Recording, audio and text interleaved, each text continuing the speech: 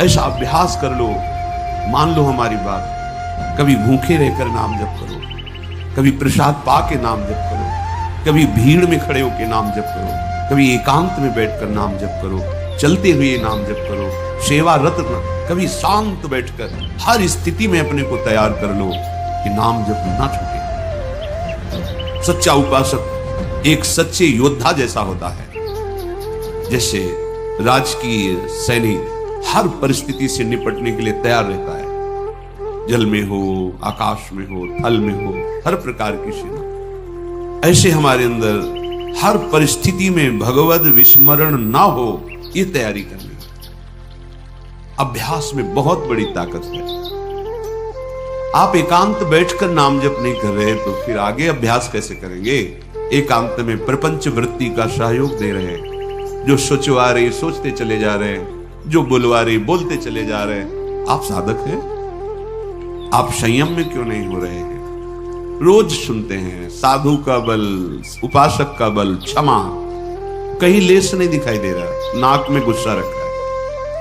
साधु का स्वरूप शांत, निरंतर भगवदाकार वृत्ति। चलो हमारी स्थिति नहीं है तो हम वही स्थिति प्राप्त करने के लिए तो चल रहे हैं। बस अपने अहम का पोषण जबकि अहम गलित करना है, अपने मान का पोषण जबकि अमानी होना है, अपने जीवन का लक्ष्य संपूर्ण भार प्रभु के चरणों में समर्पित करके निश्चिंत हो जाना। पर यहां तो संपूर्ण भार हम अपनी बुद्धि में ले गए, हमारी बुद्धि निर्णय करे वही बात सत्य है। सावधान, अभ्यासरत ऐसे रहो, नाम ना छूटे। प्रार्थना मान लीजिए, एक ऐसा नशा है नाम में जो हर वस्तु की वियोग का, हर वस्तु के संयोग का जो प्रभाव होता है वो नहीं पड़ने देगा आपके हृदय में। राग द्वेष का प्रभाव नहीं पड़ने देगा। अगर आप भूल करके किसी भी भोग का स्वाद भी ले रहे हैं, वो जलन पैदा कर देगा, नहीं रमने देगा, नहीं उसमें संतुष्ट होने देगा। विश्वास मानिए, जब हम भोगों में ऐसा मानने लगते हैं सुख है और संतोष कर लेते हैं तो परमार्थ मार्ग ढक जाता है।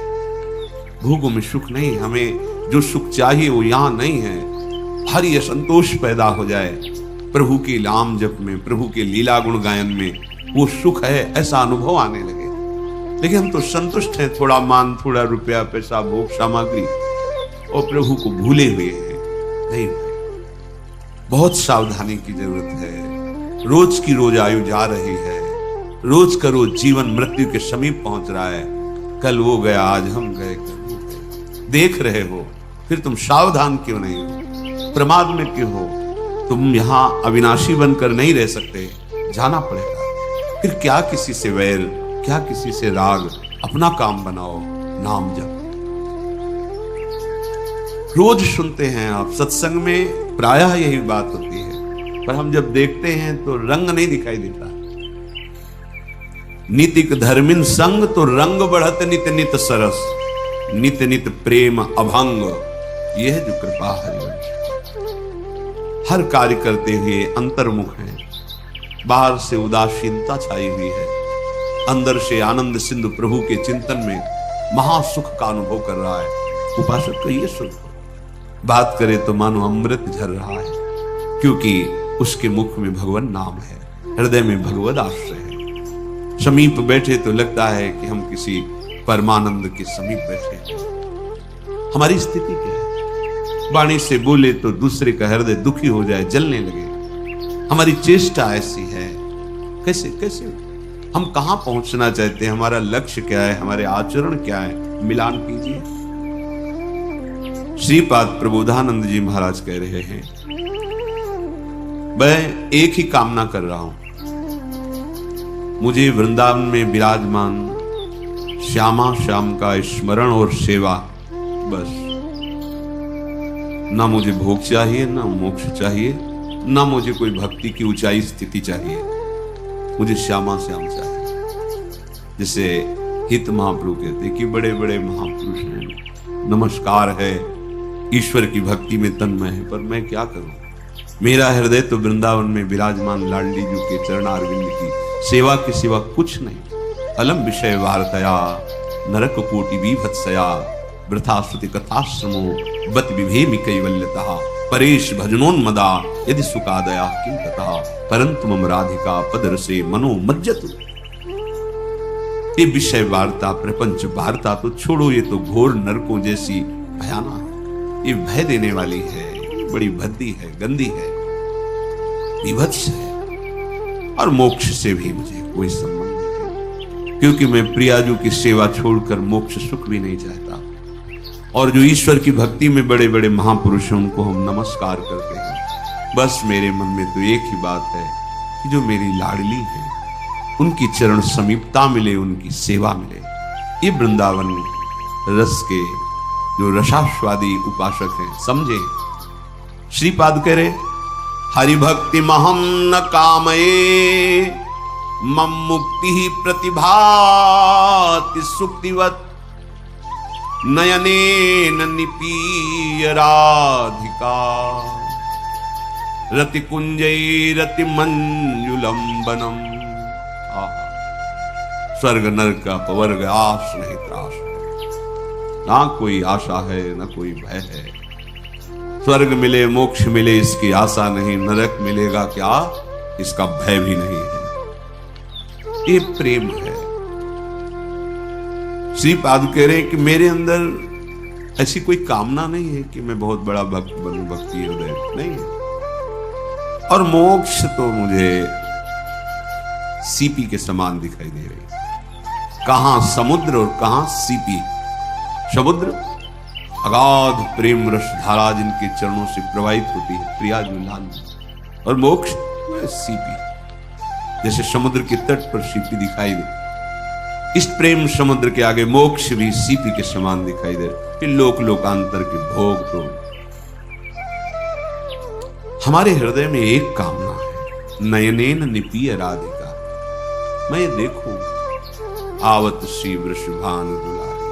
ओह नवनिभृत निकुंज से पधार रही स्वामिनी है।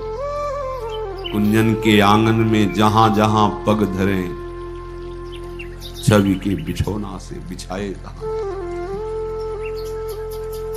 अलवेली स्वामी रूप रास अति चतुर शिरोमणि अंग अंग सुकुमारी।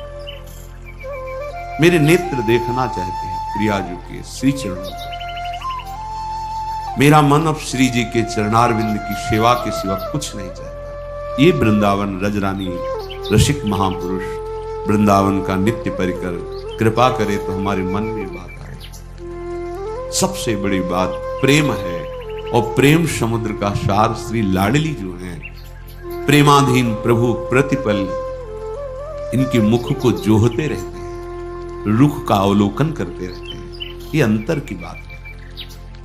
श्रीपाद कह रहे मुझे नहीं चाहिए ना तो स्वर्ग ना मोक्ष और ना भुक्ति और ना भक्ति।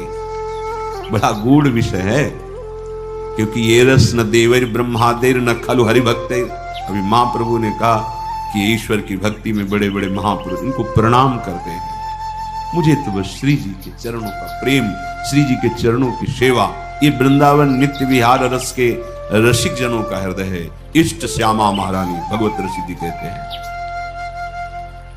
नवल किशोर उपासना जुगल मंत्र को जाप, जुगल मंत्र को जाप वेद रसिकन की बानी। श्री वृंदावन धाम इष्ट श्यामा महारानी, प्रेम देवता मिले बिना सिद्ध होय न कारज।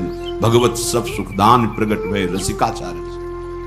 समस्त प्रेम सुख प्रदान करने के लिए सहचरियां रसिकाचार्य के रूप में प्रकट हुई है। श्यामा महारानी जी के प्रति जितना समर्पण उतने ये वृंदावन का प्रेम रस, ये महान दुर्लभ प्रेम रस है।